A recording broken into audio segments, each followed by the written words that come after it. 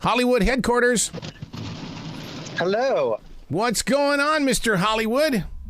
Oh, wow. It is raining here like you wouldn't believe. Really? I like me some rain. Is it a cool rain, or is it one of those where it's like, uh-oh, this is going to be a nasty day kind of rain? Well, it's been quite hot here this last week, so I think it's going to cool things off a little bit. Okay, yeah, that's right. You're on that same trek that my family is up in Montana. They get it first, and then you guys get it. Exactly, yes. It does move from the west to the east, from what I've heard. Yeah, unless you live in the southeast and it comes from every direction, and you're going, exactly. I don't know what's... Then you're just in trouble. Hey, man, the big talk this week has been this movie, Where the Crawdads Sing. I mean, what is this all about? Well, adapted from a very popular novel, produced by Reece Witherspoon, starring Daisy Edgar Jones, who I love from the Hulu series Normal People and other things. She's been having a really great couple years breaking out here on the scene, and she's great in this movie. She plays a girl who was raised alone, not raised, she grew up in the swamp alone, basically from age 8 on, and then as a young adult is accused of murder. Oh, no. Yeah, so it's basically Nell on trial. Oh, okay. Yep, I see where you're going.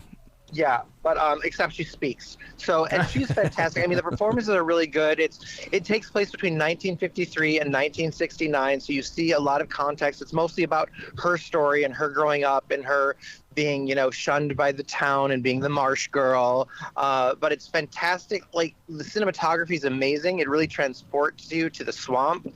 You feel like you're there. You know these people. Like, you know exactly what's going on. And then you get a little bit of the courtroom drama. And it's a very, very well done movie. It's a slow burn. It doesn't move fast, but you get everything you want out of this. And I was really into it. I liked it. When you talk about the swamps and stuff like that, are we talking Louisiana swamps, the Carolina swamps? What, I mean, do you Carolina. know? It is in Carolina. Oh, yeah. Dude, they are unbelievably beautiful here, but at the same time, if you ever go out there at midnight, it is the scariest place in the world to be. Oh, I believe it. I mean, but it looks really, really beautiful. And so I just think it was just a spellbinding movie. I was totally into it. So see it. It's worth seeing in the theater. A really good slow burn drama. Don't you love the way that Reece Witherspoon is growing inside the industry? Yeah, and well, she's been able to do now what Nicole Kidman hasn't, which is produce something that she didn't have to star in yet. The things that Nicole is producing, she's still also participating in. So she hasn't reached that level yet where she can just stamp on, Blossom Films, whereas with Hello Sunshine, Reece Witherspoon is moving quicker. Well, it's going to happen to your girl. It has to, because, I mean, she's got way too much creativity inside that noggin of hers. Yes, absolutely. Persuasion, what is that all about? This one's streaming on Netflix today, and it's based on a Jane Austen novel. Really? It's one of the other ones, that's not Pride and Prejudice, Sense and Sensibility. But, Jane Austen, she's always writing about girls who are obsessed with marriage. It's all about wanting to get married, and what is there to do other than obsess about getting married. But still, they find so many other subplots and all the little dramas and all the other storylines between, interpersonal communication, to try to make it all interesting, Yeah. Now to take a Jane Austen, because those readers are they're very loyal, they're very addicted. Now make it into a moving picture, and it's like, I mean, is the transition? Is it there? Well, I didn't read the book, but I think that this will please people because as a period romantic drama, that's what these are. And I'm not as familiar with this story as I am with the others, but it's a central character played by Dakota Johnson, who's very good in this. I think Dakota Johnson is just having a great career. She's made really smart choices. I mean, she could have gone in the opposite direction after all of the 50 Shades movies, but she's done really, really well. And I've always loved her. I mean, she's got a look about her, and it's not. I don't want to say. I don't want to do the guy versus girl beauty look. No, she's got a look about her that really draws mysterious. You. Yeah, she's very mysterious, and that's very important and alluring. I think as an actor to have a great sense of mystery about you, and so I love that she has that.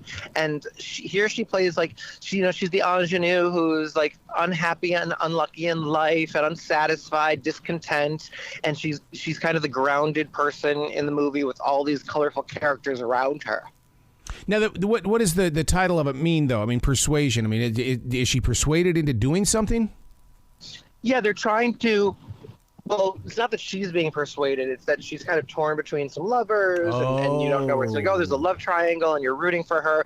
The one thing about this is it's a period film, and we're living at a time where Bridgerton is out, and The Gilded Age, and all these other shows that have amazing costumes for period pieces, and they're so drab and boring. I just felt like it was such a missed opportunity to wow us. The locations are beautiful and authentic seeming, but I just was very bored by the costumes. But still, that doesn't it underplays, but it doesn't overshadow how strong the story is, the performance is. And if you like a period piece and you're into the Jane Austen type thing, this is a lesser known or a lesser adapted story. So it's a really fun one. It's streaming on Netflix. Speaking of period pieces and unbelievable clothing, how about Mrs. Harris Goes to Paris?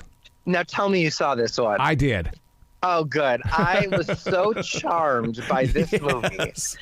I loved it so much. I kind of like In Spite of Yourself. It's basically a modern fairy tale. It plays like a fable, the likes of Peter Rabbit or Paddington, except without any animals in it. And she's such a likable character. She's like a Disney princess of a certain age. Yep. She's a Cinderella that kind of gets everything that Cinderella gets, but in such a different way, without any real magic, just the magic of kindness and of others. And to me, it was almost like Betty White with a British accent. Yes, she's so likable. That's Leslie Manville. She is so likable. You root for her. You identify her. You want her to make it to Paris. It's a great cast. She's fantastic. You also have Jason Isaacs, Lucius Malfoy from Harry Potter. You have Isabelle Huppert, who's amazing. Lucas Bravo, who's a really cute guy from the Netflix series Emily in Paris. And he's fantastic in this. And it's just, there's so many different elements. It's one of the most satisfying movies. Like, I was rooting for her the whole time. At the end, I was rooting for a sequel. Like, I would love this show to spin off into a series, to stay with these characters or to revisit them. I just absolutely loved it. How loud was the groan in your heart when she walked into the room the morning after, before the headlines were written? And I know what you're talking. You know what I'm talking about. I mean, that groan came the minute that night started. That groan was coming. It's like you saw it. I think you had the idea before she had the idea, because you know who she is at that point. And it was you don't. There's lots of twists that you don't expect in this movie, and it's clever and it's smart and it keeps you on your toes, despite of being this really sweet fable of a film. And just gorgeous and enchanting and charming, and I loved everything about it, and kindness and loyalty and so much heart. I can't say enough good things about this movie. I was absolutely spellbound and in love with it. So definitely go out to the theater and see Mrs. Harris Goes to Paris this weekend. I think it's one of those for all ages. I mean, it may take a little bit to convince the millennials to go to it, but I think that word of mouth is going to get them in those seats. Yeah, in spite of yourself and whatever jadedness you're experiencing in your life, I think this can crack through it. Yeah, absolutely. It's definitely worth the price to get a ticket. What's going on RyanJReviews.com? Just the standard right now. Just the standard. Some new giveaways coming up in the future, and all good. Are you headed into the TV station? I am, yes, running a little late. Oh, you better get in there then, mister. You got to put that makeup on. So true. You hear Jazzy in the background? You hear Jazzy? She's in here going in the background. Jazzy! And you guys had a nice adventure recently, huh? Yeah, we did. We went camping. She loves to go camping. You're so lucky. You need to bring Toto down. I know. Oh my God, we would have so much fun. Maybe I'll do that someday. Maybe I'll do that. We will. We'll be out there, Jazzy and Toto, just laughing with the clouds. That'd be so great. Well, you be brilliant this weekend, mister. Get into that TV station. Arrow, thank you so much. You have a brilliant weekend as well.